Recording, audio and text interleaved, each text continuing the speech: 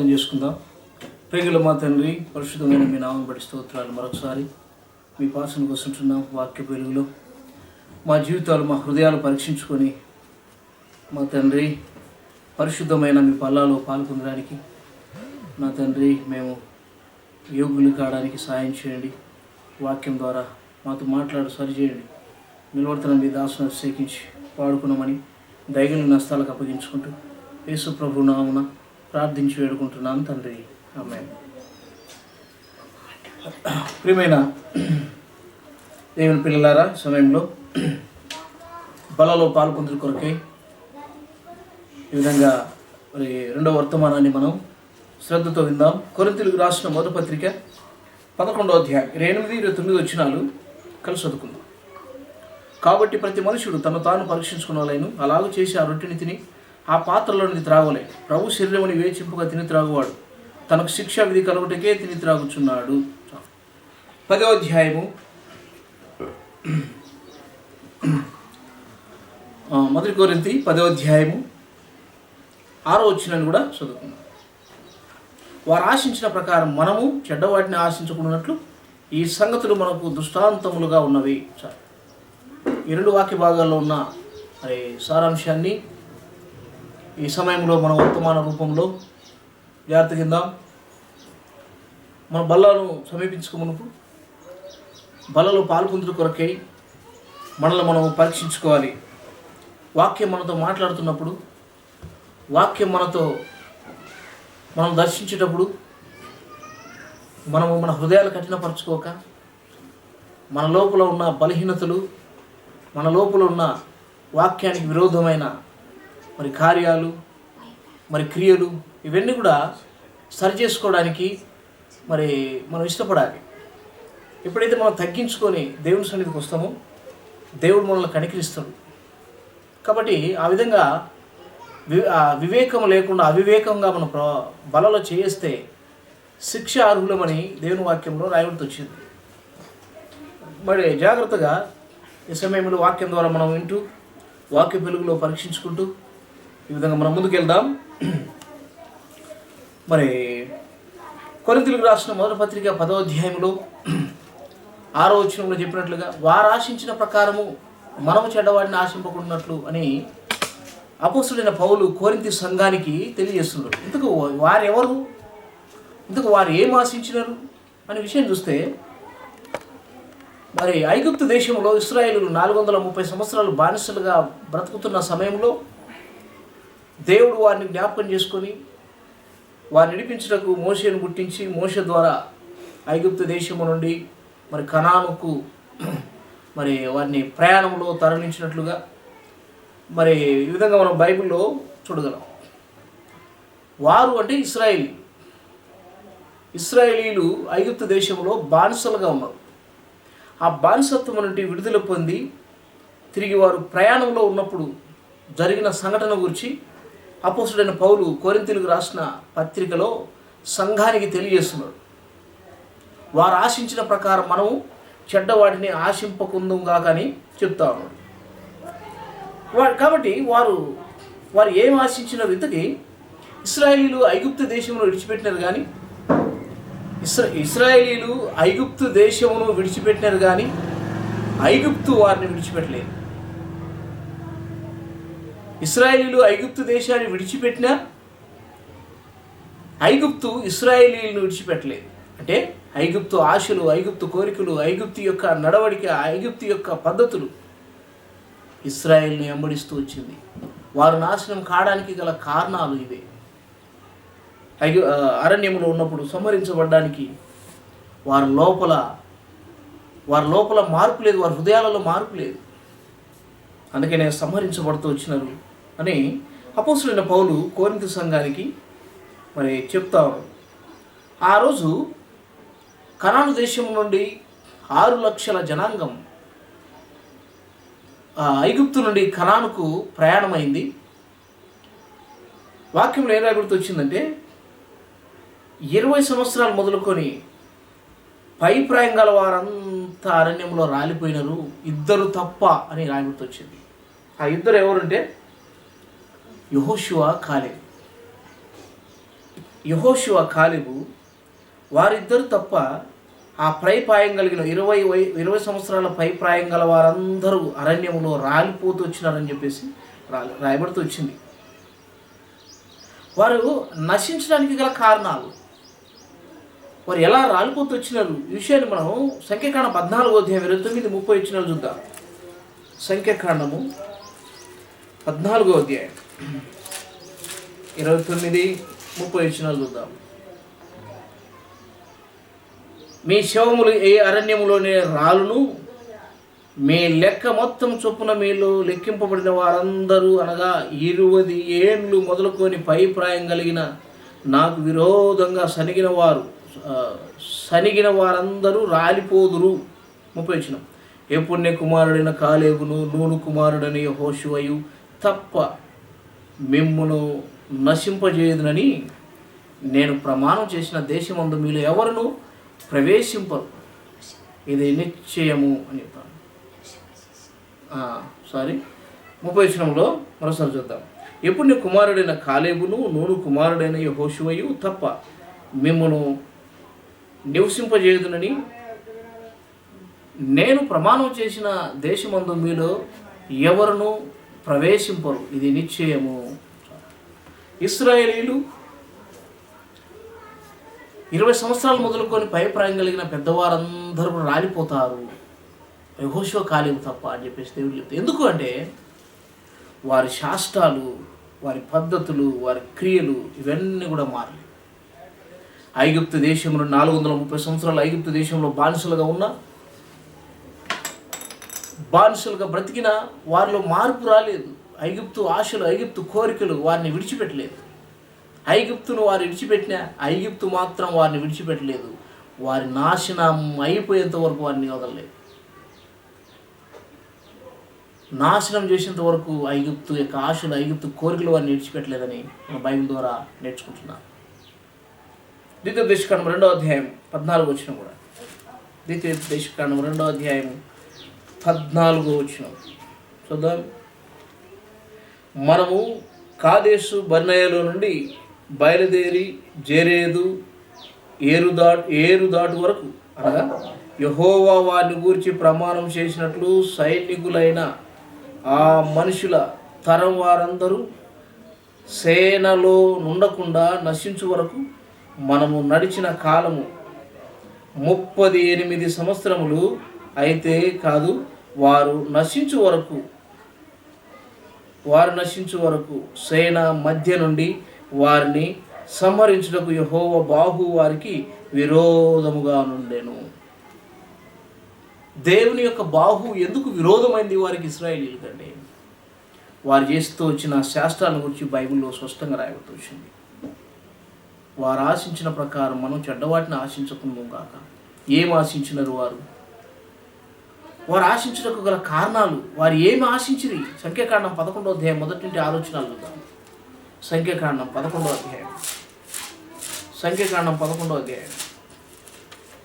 మొదటి నుండి ఆలోచనలు చదువుతున్నాం. జనులు ఆయాసమును గూర్చి సనుగుచుండగా అది యెహోవాకు వినబడెను. యెహోవా దాని వినినప్పుడు ఆయన కోపం రగులుకొనెను. యెహోవా అగ్ని వారిలో రగులుకొని ఆ పాలెంలో ఒక కొనను దహింపసాయెను. జనులు మోషేకు మొరపెట్టగా మోషే యెహోవాను వేడుకున్నప్పుడు ఆ అగ్ని చల్లారి యెహోవా అగ్ని వారిలో రగులుకున్నందున ఆ చోటికి తబేరా అను పేరు పెట్టబడెను. వారి మధ్యనున్న మిశ్రిత జనం మాంసాపేక్ష అధికముగా కనపరచుగా ఇశ్రాయేలీలను మరలా ఏడ్చి, మాకెవరు మాంసం పెట్టెదరు? ఐగుప్తులో మేము ఉచితంగా తినిన చేపలను, కీరకాయలను, దోసకాయలను, కూరగాయలను, ఉల్లిపాయలను, తెల్లగడ్డలను జ్ఞాపకమునకు వచ్చుచున్నవి. ఇప్పుడు మా ప్రాణము సొమ్మసిల్లెను. ఈ మన్నా కాక మా కనులు ఎదుట మరేమీ లేదని చెప్పుకొనిది. చూడండి, ఇశ్రాయేలీలు ఐగుప్తు దేశంలో ఉన్న తిండి జ్ఞాపకం చేసుకుంటారు. 40 సంవత్సరాలు అరణ్య యాత్రలో దేవుడు వారికి ఇచ్చిన ఆహారం మన్నా. ఈ మన్నా 40 సంవత్సరాలు మన్నా తిన్న కాలేబు యెహోషువల యొక్క బలం ఎలా ఉందంటే, 40 ఐగుప్తు దేశం నుండి వారు కదిలినప్పుడు వారికి ఉన్న వయస్సు 40 సంవత్సరాలు. వారు కనాన్లో అడుగుపెట్టినప్పుడు మరి 80 సంవత్సరాలు ఉన్నాయి. మొత్తము వారి యాత్ర 40 సంవత్సరాలు అయితే, ఈ 40 సంవత్సరాల యాత్రలో ఈ మన్నా తింటూ వచ్చిన కాలేబు యెహోషువలు వారి బలం తగ్గలేదంట. వారికి ఉన్న మరి బలం తగ్గలేదు, వారి ఆరోగ్యం తగ్గలేదు, వారి చెప్పులు వేసి వారికి ఉన్న చెప్పులు అరగలేదు, వారు వేసుకున్న వస్త్రాలు కూడా పాతగిలిపోలేదు. దేవుడు వారిని సురక్షితంగా ఆ దేవుడిచ్చిన ఆహారంతో, దేవుడిచ్చిన దాంతో తృప్తి కలిగి, మరి దేవుడిచ్చిన దానితో దేవుని మీద ఆధారపడుతూ బ్రతుకుతూ వచ్చినారు కనుక వారు అలాగూ ఉంటూ వచ్చింది. దేవుడిచ్చినది కాక సొంత ఆలోచనలతో, సొంత తలంపులతో, సొంత కోరికలతో ఆశించి సంపాదించుకున్న దాంతో మరి వారు నాశనం అయిపోయిన స్థితిని మనం ఈ పాఠంలో నేర్చుకుంటున్నాం. ఇశ్రాయేలీలు ఐగుప్తు దేశం నుండి వారు అనుభవిస్తూ వచ్చిన, వారు తింటూ వచ్చిన ఆహార పదార్థాలను జ్ఞాపకం చేసుకుంటూ, మేము ఐగుప్తు దేశంలో కూరగాయలు తిన్నాం, కీరగాయలు తిన్నాం, మాంసం తిన్నాం, ఉల్లిపాయలు, ఎల్లిపాయలు, మరి అన్ని రకరకాలైన ఐటమ్స్ మేము ఐగుప్తు దేశంలో ఉన్నప్పుడు తిన్నాం. ఇక్కడ సయ్యసారం లేని మన్నా, సయ్యసారం లేని మన్నా మేము ఎలా తినాలి? దేవుడి మీద సనిగినారట ఇశ్రాయేలు. దేవుడి మీద సనగడం. ఇక్కడ మనం ఏం నేర్చుకుంటున్నామంటే, దేవుడిచ్చినది కాక వారు ఆశించినది తినడం ద్వారా తెచ్చుకున్న నష్టం ఇది. ఈ పాఠంలో మనం నేర్చుకుంటున్న ఒక చక్కటి మరి పాఠం ఏంటంటే, దేవుడిచ్చినది కాక వారు ఆశించి, దేవుని విసిగించి, దేవుని శోధించి సంపాదించుకున్న ఆహారం ఎంత భయంకరమైన శిక్షకు లోను చేస్తుందో. దేవుడిచ్చినది కాక వారు సంపాదించుకున్నది ద్వారా ఎలాంటి భయంకరమైన శిక్ష అనుభవిస్తూ వచ్చినారో మనం చూస్తున్నాం. దేవుడిచ్చిన మన్నా, దేవుడిచ్చిన ఆహారం తిన్న యెహోషువ, కాలేబులు కనాన్లో ప్రవేశించిండ్రు. దేవుడిచ్చిన ఆహారం తిన్న మరి కాలేబు, యెహోషువలు కనాన్లో ప్రవేశించి 40 సంవత్సరాల్లో ఉన్న బలము 80 సంవత్సరాల్లో కూడా కలిగి ఉన్నారంటే ఎంత అద్భుతం. అందుకే మనం ఏం నేర్చుకుంటున్నామంటే, దీని ద్వారా దేవుడిచ్చిన దాన్ని మనం కలిగి ఉండాలి. వాక్యంలో చెప్పబడింది, ఎబ్రిల్ పత్రిక 13వ అధ్యాయము 5వ వచనంలో, మీకు కలిగిన దాంతో తృప్తి పొంది ఉండుము, మిమ్మల్ని విడువను ఎన్నడు ఎడబాయను. మీకు కలిగిన వాటితో తృప్తి పొంది ఉండు, మిమ్మల్ని విడువను ఎడబాయను. దేవుడు ఇచ్చిన దాంట్లో సంతృప్తి కలిగి బ్రతకడం మనకు క్షేమం, మన జీవానికి క్షేమం, మన బ్రతుకుకు క్షేమం. దేవుడిచ్చినది కాక మనమేదో ఆశించి, దేవుని శోధించి, దేవుని విసిగించి సంపాదించి, దేవుని చేత ఆయన శోధించి ఆయన చేత తీసుకున్నది మనకు క్షేమం కాదు. ఇశ్రాయేలు ఈ పని చేస్తూ వచ్చింది. దేవుడిచ్చినది కాకుండా దేవుణ్ణి విసిగించి వారు ఆశించినది తీసుకున్న ద్వారా ఒక్క దినమే కొన్ని వేల మంది చనిపోతూ వచ్చారు ఇశ్రాయేలు. ప్రేమైన వాళ్ళారా, ఎంత భయంకరమైన పరిస్థితి. దేవునికి వేరుగా ఏదైనా ఆశించినా చేసినా ఎంత నష్టమో సమయంలో మనం అర్థం చేసుకోవాలి. కీర్తన 78:18 కీర్తనలు 78వ అధ్యాయం 18 78వ అధ్యాయం 18 వారు తమ ఆశ కొలది ఆహారం అడుగుచు తమ హృదయములలో దేవుని శోధించి. ఎంత భయంకరమైన వారంటే ఇశ్రాయేలీలు. వారు తమ ఆశ కొలది ఆహారం అడుగుతున్నారట దేవుడు. మాకు అది కావాలా, ఇది కావాలా, మాంసం కావాలా, అవి కావాలా, ఇవి కావాలా. ఏవడిగినా ఇస్తాడు, కానీ దాని నష్టాన్ని తర్వాత అనుభవించాలి.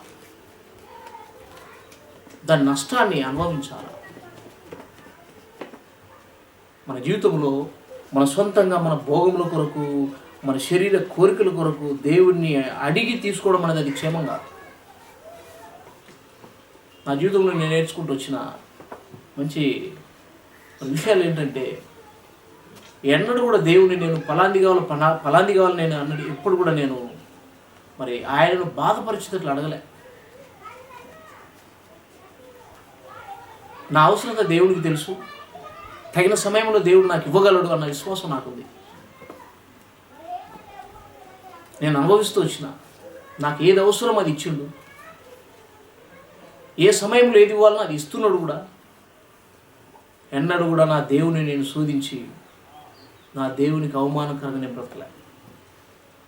నా ప్రియమైన సహోదరి సహోదరుడా, మన జీవితాల్లో ఇవే నేర్చుకోవాలి. ఈరోజు దేవునికి వేరుగా మనం ప్రభువుకు మరి ఆయనను మనము ఇబ్బంది పెట్టకూడదు. చూడండి, ఇశ్రాయేల్ విషయంలో ఏం జరుగుతొచ్చింది. వారు తమ ఆశ కొలది ఆహారం అడుగుచు, ఆశ కొలది అడిగిరంట. నాకు అది కావాలి, ఇది కావాలి, ఇది కావాలి, తిని తిని తిని తిని తిని వారి నోట్లో మాంసం ఉండగానే తెగులు ప్రారంభమైంది. వారి తిని తనిసిరి అని రాయడం. ఇశ్రాయేలీలు దేవుడు వారు అడిగిన కొలది ఇస్తూనే ఉన్నాడంట. తిని తనిసినారంట.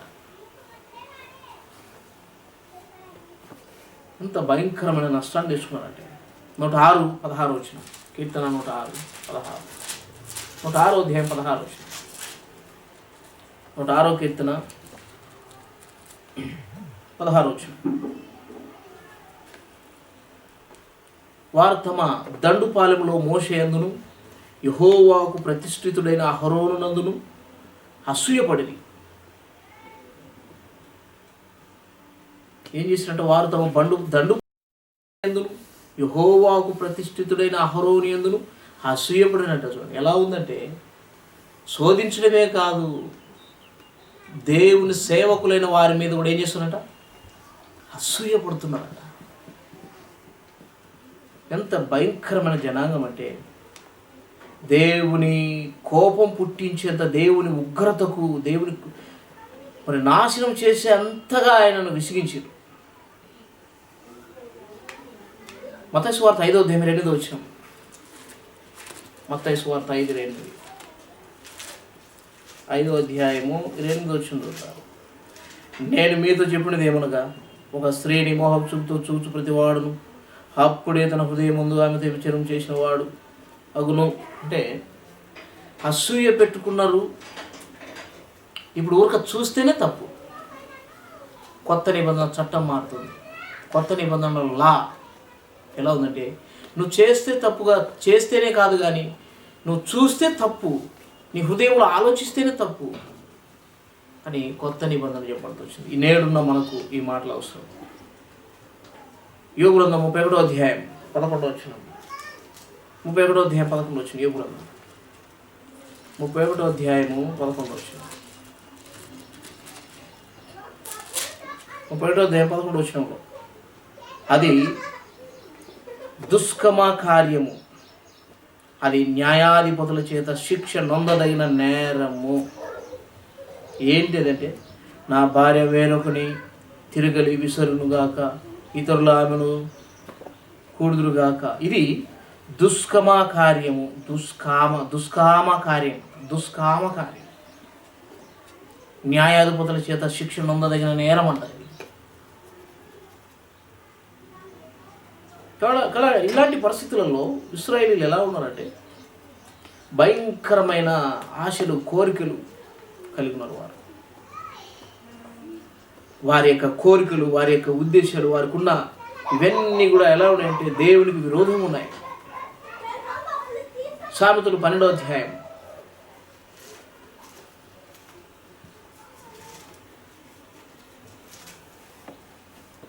2వ అధ్యాయం 2వ వచనం. 2వ అధ్యాయం 2వ వచనం.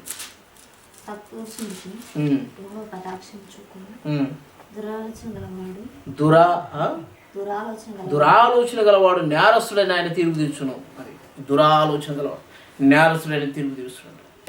ఇక రెండోది ఏంటంటే, కొరింథీయులకు రాసిన మొదటి పత్రిక 10వ అధ్యాయం 8వ వచనంలో ఇశ్రాయేలీయులు చేసిన దాని విషయంలో చెప్పబడుతూ వచ్చిన మాట ఏంటంటే 8వ వచనం, మొదటి కొరింథీ 10వ అధ్యాయము 8వ వచనం. మరి వారి వలె మనము వ్యభిచరింపక ఉందము. వారిలో కొందరు వ్యభిచరించినందున ఒక్క దినముననే 23,000 మంది కూలి వ్యభిచరిస్తూ వచ్చిందంట. దేవునికి విరోధంగా చేస్తూ వచ్చింది. ఇప్పుడు చేస్తేనే కాదు కానీ చూస్తేనే తప్పు అంటాడు దేవుడు. ఇప్పుడు ఎంత జాగ్రత్తగా ఉండాలని చెప్పబడింది. చేస్తేనే కాదు, చూస్తేనే నేరం. దురాలోచన గలవాడిని నేరస్తుడని తీర్పు తీస్తున్నాడు దేవుడు. ఈరోజు చట్టాలు, కోర్టులు ఏంటంటే ఆధారాలు దొరికితేనే శిక్ష విధిస్తూ ఉంటారు. ఆధారాలు దొరకని వారికి శిక్ష ఏంటి? అది అంతిమ తీర్పు నాడు ప్రతి వారిని ఆయన సన్నిధిలో నిలబెట్టినప్పుడు అది వెలుగులోకి వస్తాయి. కాబట్టి వారు ఏం చేసినారంటే, మొదటిది ఆశించినారు. ఆశ కొలది ఆహారం ఆశించినారు. ఆశ కొలది తినాల. నోటికి ఆశించినది, శరీరం కోరిన కోరికలు తింటా వచ్చినారు. దేవునికి కోపం పుట్టిస్తారు. రెండవది ఏంటంటే వ్యభిచరించి దాదాపు 23,000 మంది కూలినారు. 23,000 మంది చచ్చిపోయారు వ్యభిచారం చేయడం ద్వారా. సంఖ్యాకాండము 25వ అధ్యాయం 1-9 వచనాల్లో 23,000 మంది చనిపోయినట్లుగా చెప్పబడుతూ వచ్చింది. సంఖ్యాకాండం 25వ అధ్యాయం మొదటి అధ్యాయము 9వ వచనము, తర్వాత 24వ వచనంలో చెప్పబడింది ఈ విషయాలు. తర్వాత కొలస్సీయులకు రాసిన పత్రిక 3వ అధ్యాయము 5వ వచనం. కొలస్సీ 3:5 వచనం.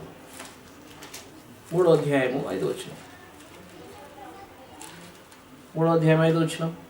కావున భూమి మీద మీ అవయములను అనగా జారత్వమును, అపవిత్రతను, కామాతురతను, దురాశన, విగ్రహారాధన, ధనాపేక్షను చంపివేయుడి. మీ అవయవములను జారత్వము, అపవిత్రత, కామతురత, దురాశ, వీటిని చంపిపడేయాలని చెప్తున్నాడు పౌలు. వీటిని చంపిపడేయాలి. తెస్సలోనికీయులకు రాసిన పత్రిక మొదటి పత్రిక 4వ అధ్యాయం 4వ వచనం. తెస్సలోనికీయులకు మొదటి పత్రిక 4వ అధ్యాయం 4వ వచనం. మీలో ప్రతివాడును దేవుని ఎరగని అన్య జనుల వలె కామాభిలషయందు కాక పరిశుద్ధత యందును ఘనత యందును తన ఘటములను ఎట్లు కాపాడుకునవలెనో అది ఎరిగి ఉండుటే దేవుని చిత్తము. పాపము అంటకుండా పరిశుద్ధత కలిగి బ్రతకాలని దేవుడు మన నుండి ఆశిస్తాడు. యాకోబు రాసిన పత్రిక 4వ అధ్యాయం 4వ వచనం. ఎవడైనా లోకంతో స్నేహం చేయకూరిన వాడు దేవునికి శత్రువు అన్నాడు. వ్యభిచారిణీయులారా అంటాడు. యాకోబు రాసిన పత్రిక 4వ అధ్యాయం 4వ వచనం. వ్యభిచారిణీయులారా, ఎవడైనా లోకంతో స్నేహం చేయకూరిన వాడు దేవునికి శత్రువు అంటాడు. లోకంతో స్నేహం చేయవాడు వ్యభిచారి అంటున్నాడు దేవుడు. శరీరాశ, నేత్రాశ, జూపు, డంబం, ఇది లోకం. వీటితో ఎవడు స్నేహం చేస్తున్నది వ్యభిచారము చేస్తున్నాడు అని చెప్తున్నాడు దేవుడు. దేవుడిని తప్ప లోకంలో దేనిని ప్రేమించకూడదు అనేది దేవుడి ఉద్దేశం. కాబట్టి ఇశ్రాయేలీయులు దేవుణ్ణి ప్రేమింపకుండా, దేవునికి వారికి ఇచ్చిన ప్రధానమైన ఆజ్ఞల్లో ఒకటి ఏంటంటే, నీ దేవుడైన ప్రభువును పూర్ణ మనసుతో పూర్ణ బలంతో ఆయన ప్రేమించాల మొట్టమొదటి ఆజ్ఞ వారికి ఇచ్చింది. దీన్ని తప్పిండ్రు. లోకాన్ని ప్రేమించడానికి వారు మొదలుపెట్టారు. హెబ్రీ రాసిన పత్రిక 12వ అధ్యాయం 16-17 వచనాలు. హెబ్రీ రాసిన పత్రిక 12వ అధ్యాయము 16-17 వచనాలు. ఒక పూట కూటి కొరకు తన జ్యేష్ఠత్వం హక్కును అమ్మి వేసిన ఏషియా వంటి భ్రష్టుడైన వ్యభిచారి ఉండునేమో అని జాగ్రత్తగా చూసుకుంటే ఏషియా ఆ తర్వాత ఆశీర్వాదం పొందగోరి కన్నీళ్ళు విడిచుచు దానికోసరము శ్రద్ధతో వెతికినను మారు మనసు పొంద అవకాశము దొరకక విసర్జింపబడినని మీరు ఎరుగుదురు. ఒక పూట కూటి కొరకు ఆశను, లోక ఆశను, దాని కొరకు ఆశీర్వాదాలు పోగొట్టుకున్నాడు, జ్యేష్ఠత్వపు హక్కును పోగొట్టుకున్నాడు, మారు మనసు పొంద అవకాశం కూడా లేకుండా వారి వల్ల మీరు ఉండకూడదని దేవుడు ఈ మొదటి కలిసిన మనతో మాట్లాడుతూ ఉన్నాడు. మొదటి కొరింథీ 10:9 చూద్దాం. మొదటి కొరింథీ 10:9 మూడవ మాట ఏంటంటే 9 మనం ప్రభువును శోధింపగలను, వారిలో కొందరు శోధించి సర్పముల వలన నశించిరి. ప్రభువును శోధించకూడదు. యేసుక్రీస్తు ప్రభు దగ్గరికి శోధకుడు అపవాది వచ్చినప్పుడు నీ దేవుడైన ప్రభువును శోధింపవలదని రాయబడలేదా? అది ఆజ్ఞల్లో ప్రధానమైన ఆజ్ఞల్లో మరి ఒక ఆజ్ఞగా మనకు కనపడుతుంది. ఆజ్ఞల్లో మరి ఒక ఆజ్ఞగా చెప్పబడుతుంది. ఇశ్రాయేలుకి ఇచ్చిన ఆజ్ఞలో ఒక ఆజ్ఞ ఇది. దేవుణ్ణి శోధించకూడదు అంటే దేవుని ఆజ్ఞను అతిక్రమిస్తావు. శోధించడం ద్వారా ఏం తెచ్చుకున్నారు? సర్పాల చేత నశించట. సంఖ్యాకాండం 21:5-6 వారు మరి సర్పాలతో నశించినట. 10 4 సందర్భం ఏంటంటే ఇశ్రాయేలీలు వారు ఏం ఆశించినారు, ఏం జరుగుతొచ్చిందని నష్టం అని. మొదటి కొరింథీ 10:10 చూద్దాం. మీరు సనగకుడి, వారిలో కొందరు సనిగి సంహారకుని చేతిలో నశించిరి. సనుగులు మారాలి. సనుగులు మారిపోవాలి. సనిగి సంహారకుని చేతిలో నశించినట. నిర్గమకాండం 16:2-7 విషయాలు మనకు కనపడతాయి. వారు ఏం సనిగితో వచ్చినారు అన్నది 16:2 నిర్గమకాండం 16:2 ఆరణ్యములు ఇశ్రాయేలీలు సమాజమంతా మోషే అహరోనుల మీద సనిగేను. ఏం చేసినట్ట? 7 యెహోవా మీద మీరు సనిగిన సనుగులను ఆయన వినుచున్నాడు. అది ఏం జరుగుతుందట? ఇంతకు సనిగింది ఎవరిని? ఇంతకు ఎవరికి వినపడుతుంది? మోషే అహరోనుల మీద సనిగితే అది దేవునికి పోయిందట. ఈరోజు నువ్వు నీ సాటి సహోదరుని మీద ఎవరి మీద సనుగుతున్నావు, అది నీ దేవుని దగ్గరికి పోతుంది. సౌలా, నన్ను ఎలా హింసిస్తున్నావు అంటే, నేను నిన్నెప్పుడు హింసిస్తున్నాను?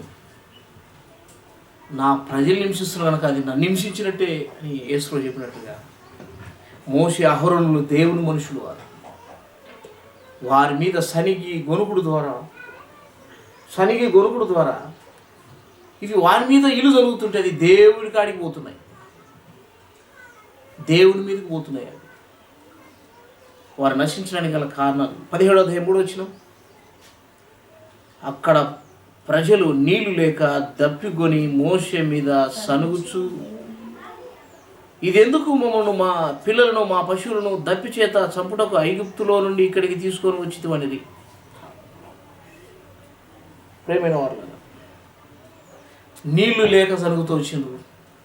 మోషే మీద పలు విధాలుగా సరుగుతున్నారు. ఆహారం కావాలని, నీళ్లు లేవని మోషే మీద సరుగుతున్నారు. ఇది ఎవరికి తగులుతున్నాయి అంటే దేవునికి తగులుతున్నాయి. సంఖ్యాకాండం 14:2 సంఖ్యాకాండం 14:2 14:2 మరి ఇశ్రాయేలీలందరూ మోషే అహరోనుల పైని సనుగుకొనివి. ఆ సర్వ సమాజం, అయ్యో ఐగుప్తులో మేమేలా చావలేదు, ఈ అరణ్యంలో మేమేలా చావలేదు సనుగుతున్నారట. 4 వారు మనము నాయకుని ఒకరిని నియమించుకొని ఐగుప్తునకు తిరిగి వెళుదాము, ఒకరితో ఒకడు చెప్పుకొనగా. మోషే అహరోను మనము ఆకలి దప్పుల చేత చంపుతా ఉన్నారు, మనం ఒక నాయకుని ఏర్పరచుకొని తిరిగి మరలా మనం బానిసత్వంలోకి ఐగుప్తులోకి వెళుదామని వారు మాట్లాడుకుంటారట. 11వ అధ్యాయం సంఖ్యాకాండం 11వ మొదటి జనులు ఆయా సమయమును గురించి సనుగుచుండగా అది యెహోవాకు వినబడెను. వారు సనిగే సనుగులు ఎవరికి వినపడుతున్నాయట? యెహోవాకు వినబడును. యెహోవా దాన్ని వినినప్పుడు ఆయన కోపం రగులుకొనెను. యెహోవా అగ్ని వారిలో రగులుకొని ఆ పాలెంలో ఒక కొనను దహింపసాగాను. కోపం రగులుకుంటా ఉంది. ప్రియమైన సహోదరుడా, దేవుని వాక్యం వింటున్న వాళ్ళారా, క్రైస్తవులారా, దేవుని పిల్లలారా, క్రైస్తవునికి సనుగులు ఉండకూడదు. క్రైస్తవునికి లోక ఆశలు, కోరికలు ఉండకూడదు. క్రైస్తవునికి దేవునికి వేరుగా ఆశలు, ఆ దేవునికి వేరుగా ఆశలు, కోరికలు ఉండకూడదు. ఇది దేవుని వాక్యం చెప్తుంటున్న సత్యం. ఇశ్రాయేలులు అది చేయడం ద్వారానే వారు నాశనం అవుతూ వచ్చింది. ఈరోజు నువ్వు చేస్తున్న నేను నాశనం కాలేదంటే దేవుడు తన కృప ఉంది నీ పట్ల. అంటే నువ్వు మారు మనసు పొందడానికి నీకు అవకాశం ఇచ్చాడు. ఇది కృపాకాలం కనుక ఎంబడే శిక్ష దిగడం లేదు, కృపాకాలం. ఒకనాడు వీటన్నిటి విషయమై లెక్క అడగడానికి ఆయన రాబోతుంది లోకానికి. లెక్క అడుగుతాడు ఆయన ఒకనాడు. కాబట్టి ఒక క్రైస్తవుడు సనుగులు మానాల, సంశయాలు మానాల. ఒకరి మీద ఒకరు సనగడం అన్నది మంచిది కాదు. హెబ్రీ రాసిన పత్రిక 3వ అధ్యాయం 7వ వచనం. హెబ్రీ రాసిన పత్రిక 3వ అధ్యాయం 7వ వచనం. ఒకరి మీద ఒకరు సనగడం అన్నది మంచిది కాదు. సనుగులు మానాల. సనుగుడు ద్వారా ప్రయోజనం ఏం లేదు. సనుగుడు ద్వారా నష్టమే. 3వ అధ్యాయం హెబ్రీ రాసిన పత్రిక 3వ అధ్యాయం 7వ వచనం. మరియు పరిశుద్ధాత్మ ఇటు చెబుతున్నాను, నేను మీరు ఆయన శబ్దం విని ఎడల అరణ్యములో శోధన దినమందు కోపం పుట్టించినప్పటి వలె మీ హృదయములను కఠినపరచుకున్నప్పుడు 40 సంవత్సరములు నా కార్యమును చూచి మీ పితరులు నన్ను పరీక్షించి శోధించిరి. కావున నేను ఆ తరం వారి వలన విసిగి వీరెల్లప్పుడూ తమ హృదయ ఆలోచనలో తప్పిపోతున్నారు. చూడండి, సనికి వారు ఎట్లా ఉన్నదంటే దేవుడు ఇశ్రాయేలుని జ్ఞాపకం చేస్తూ ఆ తరం వారి వల్ల నేను విసిగిపోయినా మీరు అలా చేయొద్దు, ఇప్పుడు అలా చేయొద్దు అంటాడు. 15వ వచనంలో మీ హృదయములను కఠినపరచుకున్నప్పుడని ఆయన చెప్పిన కనుక పాపం వలన కలుగు భ్రమ చేత మీరు ఎవడును కఠినపరచుకున్నట్లు నేడు అనబడు సమయం ఉండగానే ప్రతిదినం ఒకరినొకరు బుద్ధి చెప్పుకోవాలి. ఒకరినొకరు బుద్ధి చెప్పుకోవాలి. కాబట్టి యేసుప్రభు వచ్చే దినాల్లో మనం ఉంటున్నాం. సనుగుళ్ళు, దేవునికి విరోధమైనవి మనం తీసేసుకోవాలి. తర్వాత 17వ వచనం రాయబడింది. హెబ్రీ రాసిన పత్రిక 3వ అధ్యాయము 17వ వచనం. ఎవని మీద 40 ఏళ్ళు ఆయన కోపగించెను, పాపము చేసిన వారి మీదనే కదా. చూడండి ఏమంటాడు, ఎవరి మీద ఆయన 40 సంవత్సరాలు కోపగించుకున్నాడు? పాపం చేసిన వారి మీదే కదా. ఎవరైతే పాపం చేసిన, ఎవరైతే ఆయనకు విరోధంగా ప్రవర్తిస్తూ వచ్చిండ్రో వారి మీద ఆయన కోపం రౌలుకుంటూ వచ్చింది.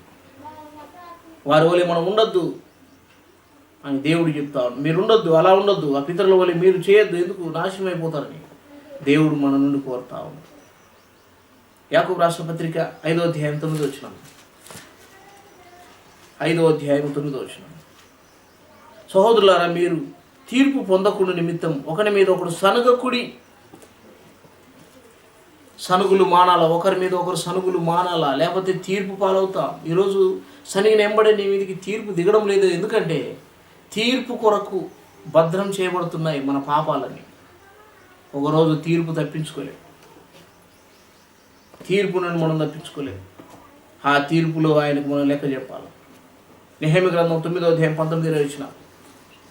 నెహెమ్యా గ్రంథం 9వ అధ్యాయం 19వ వచనం. నెహెమ్యా గ్రంథము 9వ అధ్యాయము 2వ అధ్యాయంలో 19వ వచనం. అయితే హోరోనీయుడైన సన్బలటును, హమోనీయుడైన దాసుడగు టోబియా అనువారును, అరాబీయుడైన గెసెమును ఆ మాట వినినప్పుడు మమ్మను హేళన చేసి మా పని తృణీకరించి మీరు చేయు పని ఏమిటి? రాజు మీద తిరుగుబాటు చేయుదురా అని చెప్పిరి. అందుకు నేను ఆకాశమందు వాసి అయిన దేవుడు తానే మా యత్నమును సఫలము చేయునుగాక, ఆయన దాసులమైన మేము కట్టుటకు పూనుకొనుచున్నాము. యెరూషలేమునందు మీకు భాగమైనను స్వాతంత్రమైనను స్వాతంత్రమైనను జ్ఞాపక సూచకమైనను లేదని ప్రత్యుత్తరం ఇచ్చింది. హేళన చేస్తున్న పనిలో ఉన్న వారిని సనగడము, హేళన చేయడము, దేవుని పనిలో ఉండు వారికి ఇలాంటివి చేయకూడదు. హెబ్రీ పత్రిక 11వ అధ్యాయము 16వ వచనం. హెబ్రీ పత్రిక 11వ అధ్యాయం 16వ వచనం. 11వ అధ్యాయం 16వ వచనం. అయితే వారు మరి శ్రేష్టమైన దేశమును అనగా పరలోక సంబంధమైన దేశమును కోరుచున్నారు. అందుచేత వారు తాను వారి దేవుడిని అనిపించుకున్నప్పుడు దేవుడు వారిని గురించి సిగ్గుపడడు. కాబట్టి దేవుడికి ఇష్టలుగా బ్రతికితే వారి కొరకు దేవుడు సిగ్గుపడ్డు. వారి కొరకు ఒక రాజ్యాన్ని, ఒక పట్టణాన్ని సిద్ధపరుస్తాడు.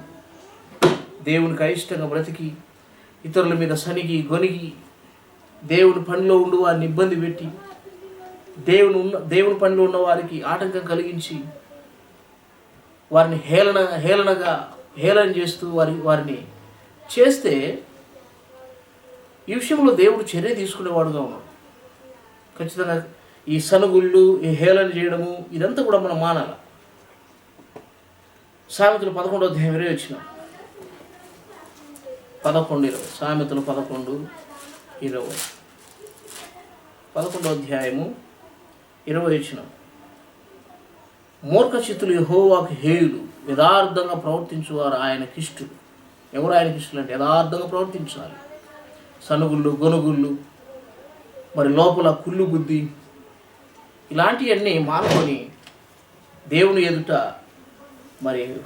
దేవుని ఎదుట యథార్థ హృదయం కలిగి పరిశుద్ధత కలిగి బ్రతికి ఆయన సంతోషించువాడేను.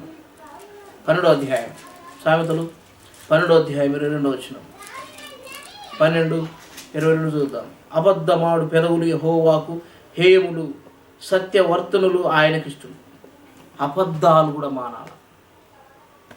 అబద్ధాలు ఇది క్రైస్తవులకు ఇది అస్సలు తగవు. అబద్ధాలు కూడా మానాలి. అబద్ధములు మానాల. దేవునికి హేయులు అంట అబద్ధికులు. ప్రసంగి 5వ అధ్యాయం 4 వచనం. ప్రసంగి 5వ అధ్యాయం 4 వచనం. 5వ అధ్యాయము 4 వచనం. నీవు దేవునికి మొక్కుబడి చేసుకుని నెల దాన్ని చెల్లించుటకు ఆలస్యం చేయకము. బుద్ధిహీనుల యందు ఆయనకి ఇష్టము లేదు. బుద్ధిహీనం అంటే మంచి బుద్ధి కాకుండా కుళ్ళు బుద్ధి కలిగి దేవుని ఎడల మంచి మనసు లేకపోతే, బుద్ధి సరైనది లేకపోతే, ఇష్టమన్నది దేవునికి ఇవ్వకుండా మరి కుళ్ళు బుద్ధి లేకపోతే మరి కయీను మరి బుద్ధి, దేవునికి పరిపూర్ణమైన హృదయంతో ఇయ్యని మనస్సు, ఇది దేవునికి హేయమైంది. ఇది దేవునికి ఇష్టం లేనిది. 1 తెస్సలోనికీయులకు 2వ అధ్యాయం 16 వచనం. తెస్సలోనికీయులకు రాసిన మొదటి పత్రిక 2:16. 2వ అధ్యాయము 16 వచనం. 2వ అధ్యాయం 16 వచనం. యూదులు తమ పాపములను ఎల్లప్పుడూ పూర్తి చేటకై ప్రభువైన యేసును ప్రవక్తలను చంపి మమ్మును హింసించి అన్యజనులు రక్షణ పొందుటకై వారితో మేము మాట్లాడకుండా మమ్మను ఆటంకపరచుచు దేవునికి ఇష్టలు కాని వారును మనుషులందరికీ విరోధులనై ఉన్నారు. దేవుని ఉగ్రత తుదమటు వారి మీదికి వచ్చారు. ఎవరంట వీళ్ళు? ఆటంకపరిచేవారు, దేవుని కార్యాలను ఆటంకపరిచేవారు, దేవునికి ఇష్టలుగా బ్రతకని వారు, మనుషులందరికీ విరోధులనై ఉన్నారు. రక్షణ పొందకుండా ఆటంకపరుస్తూ, రక్షణ పొందువారిని ఆటంకపరుస్తూ, ఇబ్బందులు చేసేవారికి దేవుని శిక్ష మరి తుదమటుకు వారి మీదకి వచ్చునని బైబిల్ స్పష్టంగా రాయబడుతుంది. ఇవన్నీ మానుకోవాలి. హెబ్రీ పత్రిక 11వ అధ్యాయం 5 వచనం. హెబ్రీ 11:5. 11వ అధ్యాయము 5 వచనం. విశ్వాసమును బట్టి హనోకు మరణమును చూడకున్నట్లు కొనుపోబడెను. అతడు కొనుపోబడక మునుపు దేవునికి ఇష్టుడై ఉండెను అని సాక్ష్యము పొందెను. దేవునికి ఇష్టడై ఉన్నాడని సాక్ష్యం పొందింటాను. దేవుని చేత మంచి సాక్ష్యం కలిగి ఉండాలి. దేవునికి ఇష్టలుగా బ్రతకాలి. ఇశ్రాయేలీయుల వలె చెడ్డ వాటిని ఆశించి, ఇశ్రాయేలీయుల వలె దేవునికి అయిష్టులుగా బ్రతికి, వారు ఆశించి దేవుని శోధించి, దేవునికి కోపం పుట్టించి, దేవుని చేతిలో నాశనం అయిపోయే స్థితికి దిగజారిపోకుండా, ఈరోజు ఎన్ని పాపాలు చేసినా, ఎన్ని మరి ద్రోహ కార్యాలు క్రైస్తవుడు చేసిన ఎంబడే శిక్ష ఎందుకు రావడం లేదు? తీర్పు కొరకు అవి భద్రం చేయబడుతున్నాయి. తీర్పు ఉంది ఒకరోజు. ఆ తీర్పులో ఆయన వరుసగా తెస్తాడంట. మాట చూడు, కీర్తన 50వ అధ్యాయము చూద్దాం. మాట కీర్తనలు 50వ అధ్యాయము 13వ వచనం, లేక కింద వచ్చిన చూద్దాం. 17వ వచనం. దిద్దుబాటు నీకు అసహాయం కదా, అంటే దేవుడు మాట్లాడినప్పుడు సరి చేసుకోవడానికి ఇష్టపడరు, అసహాయపడతాండ్రు. నీవు నా మాటలు వెనుకకు త్రోసివేసదు, నీవు దొంగను చూసి వానితో ఏకీభవించదు, వ్యభిచారులతో నీవు సాంగత్యం చేసదు, కీడు చేయవాలని నీ నోరు తెరచుచున్నావు, నీ నాలుక కపటం కల్పించుచున్నది, నీవు కూర్చుండి నీ సహోదరుని మీద కొండెములు చెబుచున్నావు, నీ తల్లి కుమారుని మీద అపనిందలు మోపుచున్నావు. ఇట్టి పనులు నీవు చేసిన నేను మౌనినై ఉంటినని, అందుకు నేను కేవలం నీ వంటి వాడునని నీవు అనుకుంటివి. అయితే నీ కళ్ళు ఎదుట ఈ సంగతులను నేను వరుసగా ఉంచి నీ గద్దించదను. ఒక సమయం ఉంది. ఈరోజు నేను ఎన్ని చేసినా చలామణి అవుతున్నా అని మోసపోవద్దు. ఒక టైం ఉంది, తీర్పులో నిలబెట్టబోయే టైం ఉంది. ఆ టైంలో నిన్ను అడగబోయే తరుణం, అన్నిటిని వరుసగా పెట్టి గద్దించే సమయం, శిక్ష విధించబోయే సమయం. ఇది మర్చిపోవద్దు. నువ్వు చచ్చిపోతే అది పోద్దు అనుకుంటే పొరపాటు. నేను చేసిన తప్పులని నేను చచ్చిపోతే అది పోతాయి అనుకుంటే పొరపాటు. తీర్పు నాడును ఒక రోజు, తీర్పు రోజు ప్రపంచవ్యాప్తంగా ఉన్న మరి తీర్పు అందరిని ఆయన లేకపోతున్నాడు. అందరికీ ఆయన శిక్ష విధించబోతున్నాడు. అందరికీ ఆయన తీర్పు తీర్చబోతున్నాడు. ఆ రోజు ఎవ్వరు కూడా ఆయన ఎదుట తప్పించుకోవడానికి వీల్లేదు. ఎవ్వరు ఆయన ఎదుట తప్పించుకోలేదు. కనుక దేవుడిచ్చిన ఆయుష్కాలంలో సమయంను వేస్ట్ చేయకుండా, ఇశ్రాయేలు చేసిన పొరపాటు, ఇశ్రాయేలు చేసిన తప్పు చేయక, సనుగుళ్ళు, సంశయాలు, ఒకరికి విరోధంగా ఒకరు మాట్లాడుకోవడం, ఇదంతా మాని దేవుడికి భయపడి, దేవునికి ఇష్టలుగా బ్రతుకుచు, దేవునికి ఇష్టమైన రీతిలో ఈ భూమి మీద తమ ఆయుష్కాలాన్ని గడుపుచు, మరణం వరకు నమ్మకంగా ఉంటే ఒకరోజు దేవుడు ఈ విధంగా ఆ నిత్య లోకాన్ని నీకు స్వాస్థ్యంగా ఇవ్వబోతున్నాడు. ఆయనకి ఇష్టలుగా బ్రతకకుండా భూమి మీద సనుగుళ్ళు, సంశయాలు, ఇశ్రాయేలు చేసినట్లుగా వ్యభిచారాలకు, మోసాలకు, అక్రమాలకు, అన్యాయాలకు, దేవునికి అయిష్టమైన కార్యాలకు పాల్పడి, దేవుని దుఃఖపట్టి, నువ్వు ఇన్ని కార్యాలు చేసినా నాకు ఏమి శిక్ష విధించలేదు, దేవుడు నన్ను ఏమన్నాడు, దేవుడు ఏమన్నాడు అని మోసపోతే ఒకరోజు నిన్ను తీర్పులు నిలబెట్టబోతున్నాడు. నువ్వు చేసేవన్నీ చూస్తున్నాడు, మాట్లాడేది చూస్తున్నాడు, వింటున్నాడు. వినే దేవుడు, చూసే దేవుడు, ప్రతిఫలం ఇచ్చే దేవుడు. కాబట్టి దేవుడు జీవం కలిగిన వాడు, మానవుని సృజించిన దేవుడు జీవం కలిగిన వాడు. ఆయన ముందు ఎవరు తప్పించుకొని బలలో పాలు పొందక వరకు పరీక్షించుకొని బలలో మనం పాలు పొందవాలని ప్రభునాను మనం చేస్తుంటున్నాం. ప్రార్థన చేసుకుంటాం. పైగల మా తండ్రి, చెప్పని మాటలను దీవించు. మా హృదయాలు ఈ మాటలు నాటబడి ప్రభా నీకు ఇష్టలుగా మరింత దగ్గర కావడానికి, ప్రభా మరి కావడానికి సహాయం చేయండి. ఇశ్రాయేలు వలె శోధించి, ఆశించి, లోక కోరికలు, మా తన మర్యాదలు, లోక సంబంధమైన వాటిని ఆశించి నాశనం అయిపోయిన స్థితిని మేము సంపాదించుకోక, భూమి మీద మీరు ఇచ్చిన ఆయుష్కాలంలో భయం కలిగి, భక్తి కలిగి, మీరు అక్కడికి మేము సిద్ధపడడానికి మా సహాయపడమని, యోగ్యమైన రీతిలో మేము బలాలు చేయడానికి కృప చూపించాం. యేసు ప్రభువును ప్రార్థించి వేడుకుంటున్నాం తండ్రి. ఆమేన్. సమయంలో